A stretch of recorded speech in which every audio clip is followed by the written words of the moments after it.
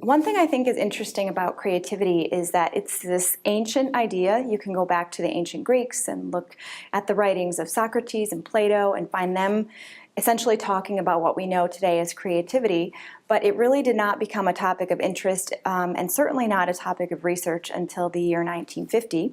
Just after World War II, there's all this interest in rebuilding and rethinking society and the new society going forward.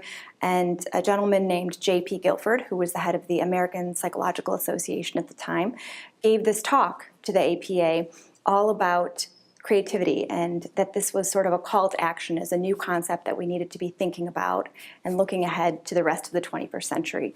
And with that event and that talk, you really start to see creativity growing up and getting studied and interesting in different ways. And it has evolved so much over the years. It started at being looked at as this sort of narrow, testable, psychological idea of sort of what's in our head, and then people started to looking at it in more social ways as to how we're creative when we think and work together. And now it's at a point where you can find researchers looking at creativity and doing things with it in all different fields and in a lot of different ways and with a lot of different methods. So you can see people in design studying creativity, people in engineering studying creativity. I know neuroscientists who are studying creativity.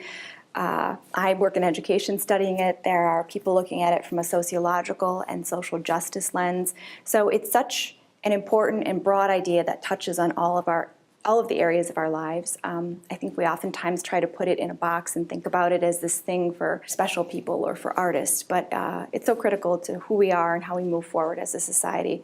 And it's just kind of interesting to think that all of this research and all of that work around it and where I am today started from this one talk that a guy decided to give in 1950.